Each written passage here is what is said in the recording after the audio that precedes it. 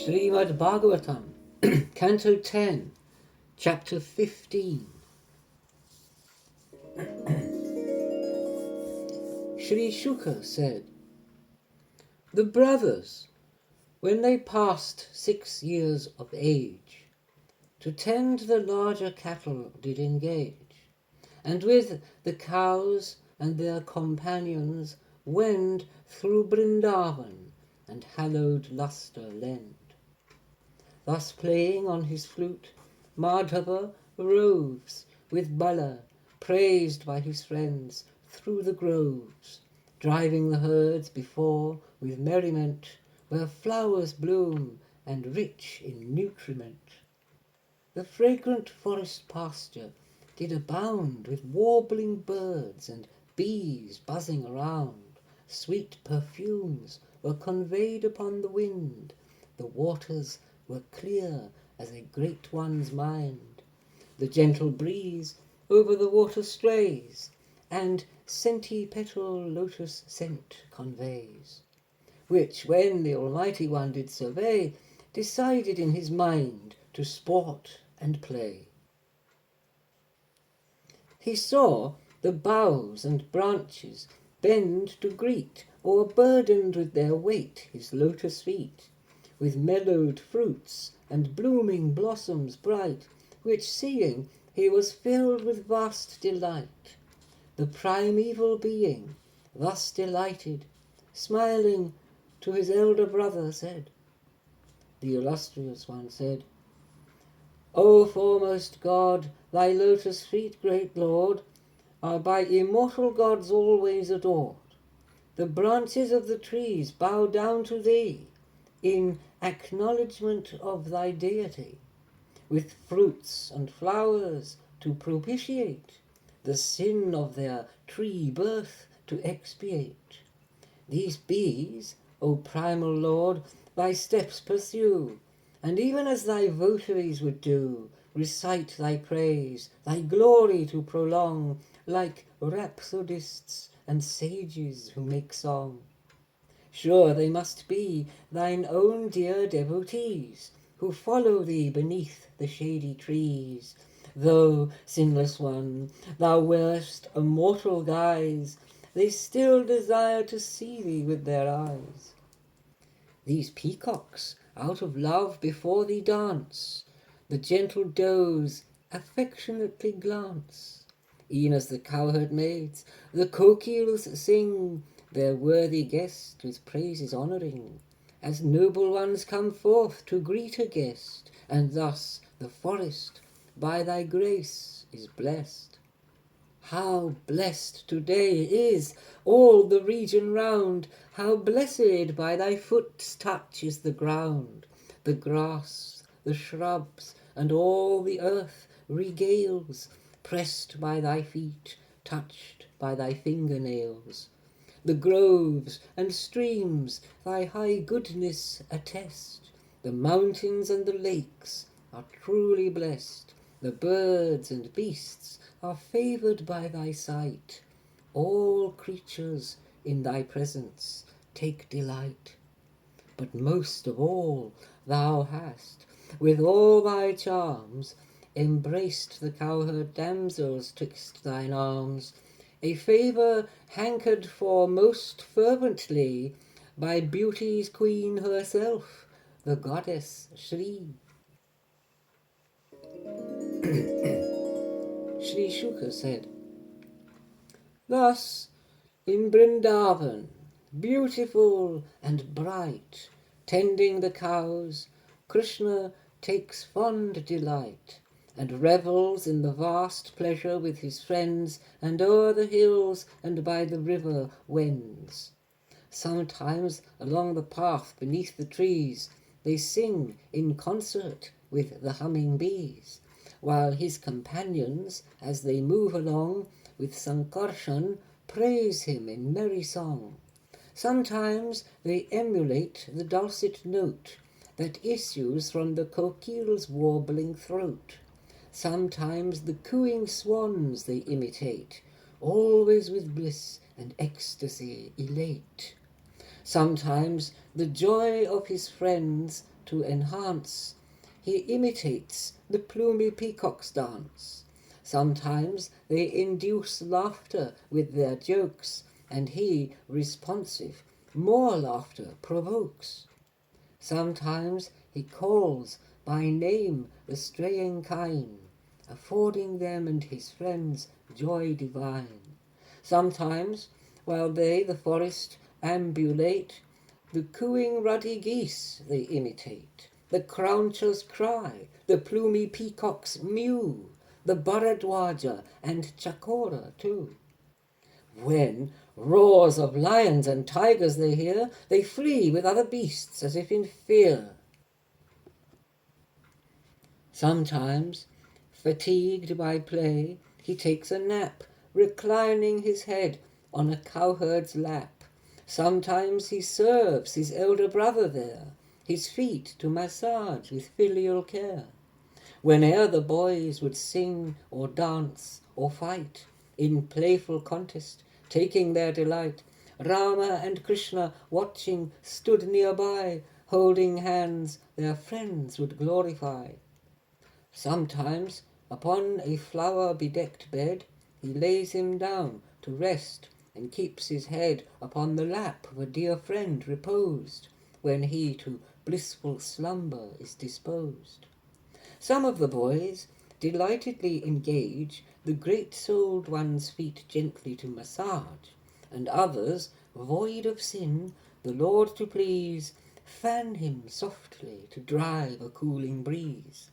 Others would sing enchanting songs divine to the great soul according to the time, and as with their tender emotion they sing, their hearts melt with affection, mighty King. Thus he whose feet are usually caressed, and by the hands of goddess Rama pressed, to conceal his supreme selfhood was glad, and played with cowherds like a rustic lad. Thus by his yoga power was concealed, but sometimes his great godhead was revealed. Once the cowherd Sri Dharma, known to fame, Subala and little Krishna by name, the friends by Rama and Keshava led, with deep affection to the latter said, O Rama, Rama, of the arms of might, O Krishna, who the wicked ones doth smite, not far away from this place, if you please, is an extensive orchard of palm trees. That orchard with mellowed fruits doth abound, some fallen and some falling on the ground. But entry into that orchard is barred, since Denuka, the wicked ass, keeps guard. This mighty one, Rama, O Krishna dear, in the form of a donkey doth appear, with friends and attendants in company, in forms of donkeys, and as strong as he. Since he eats human flesh as dainty fare, the people terrified do not go there. O tormentor of the wily foe, even the birds and beasts do not there go. And there is now a rich, abundant store of sweet fruit no one has tasted before. The fragrance of that now emanates from there, conveying scent, surcharges all the air. O Krishna, get those fruits for us, we plead. That scent has filled us with longing and greed. O Rama strong, if it seems good to you, come, let us away, and the path pursue. This speech of their dear friends thus having heard, to do their pleasure the brothers were stirred, and with the cowherds' entreaty complied. Thus to the palm orchard the two lords hied. Then Bala, entering, began to shake the palm trees that made the orchard quake. Like a mad elephant he roamed around, and the palm fruits came thudding to the ground. The demon ass, when having heard that sound of falling fruits, charged forward at a bound, and in his wild and furious career, the earth and all her trees trembled in fear. The mighty demon, swiftly in his course, with hind legs, struck out with all his force, smote Bala on the chest, and then began to bray loudly, and here and there he ran. Again the furious donkey made attack, and raised up its hind legs, turning its back, and braying loud, by rage and fury stung, again at Bala its hind legs were flung. But he, with one hand, the hind leg did seize, and spun him round and round with playful ease, and thus by whirling the demon he slew. Then up to the the tree-top, the carcass threw. Thus struck, the great palm tree began to shake, which made its neighbour similarly quake, and yet another and another strook. The trees adjacent in the forest shook. Thus Bala did in throwing show his skill, and did the demon in the ass form kill. The tall palm grove was shattered down and torn, as if it had been shaken by a storm. It is not such an astonishing thing for the Infinite One, O my dear King, since he it is who by his power doth uphold the world as warp and woof in cloth. Now Dhenuka's relatives forward tread, when they knew that their leader was now dead, and fraught with vengeful fury and enrage, with Rama and Krishna seek to engage. Then, one by one, as each ass forward came, with ease were by Rama and Krishna slain, that seizing by the hind legs they did fling the asses to the tree-tops, mighty king. The corpses of the donkeys strewn around, and heaps of fallen fruit upon the ground, the lustre of the earth, colours and shrouds, as when the sky is flecked by fleecy clouds.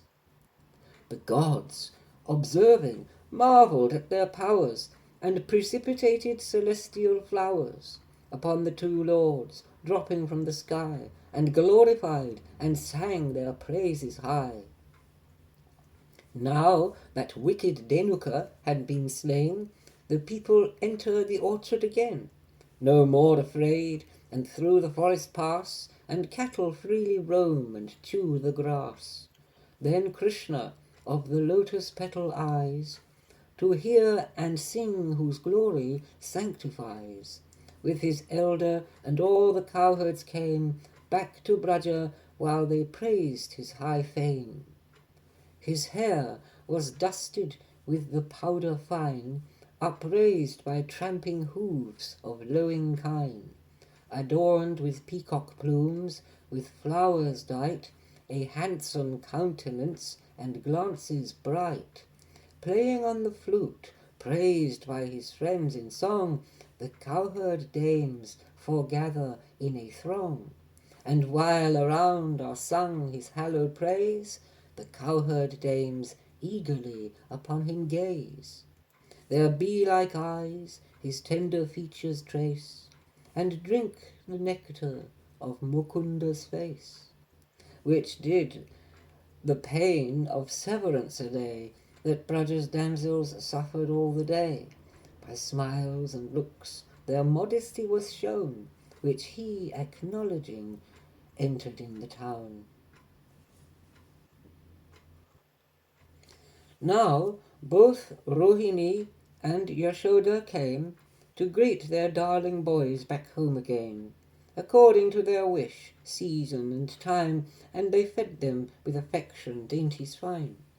Then they a massage and a bath received, and freshened were of weariness relieved. Thereafter they were decked in raiment fair, fresh flower garlands and fragrances rare. The mothers with fine comestibles fed, the two of them then with affection led to rest upon their beds throughout the night. They slumbered thus in Braja with delight. The illustrious Krishna strays and roves through Brindaban's pleasant and shady groves. Once, sans Rama, surrounded by his friends, towards Kalindi's flowing water wends. Now, the cows and cowherds were sore distressed, by thirst and by the summer heat oppressed. To slake their thirst, they drank deep of the stream, which by poison had long polluted been. By mere contact with that pollution dread, by destiny the boys and cows fell dead. Thus by the river bank they lay supine, perpetuator of the Kuru line. Observing them in this unwonted state, Almighty Krishna waxed compassionate. As Lord of mystic power he contrived, and with glances ambrosial revived, and merely by his look their life restored, his friends for whom he is the only Lord. Their consciousness and memory regained, they stood up and in wonderment remained. They looked upon each other with surprise, and easily each other recognized. The cowherds thereafter began to think that since they did the deadly poison drink, and had their lives lost by the evil chance, they rose up by Govinda's gracious glance. Thus ends Chapter 15 in Book 10 of the great and glorious Bhagavat Purana, the text beloved of swan-like saints, sung by the son of Vyasa.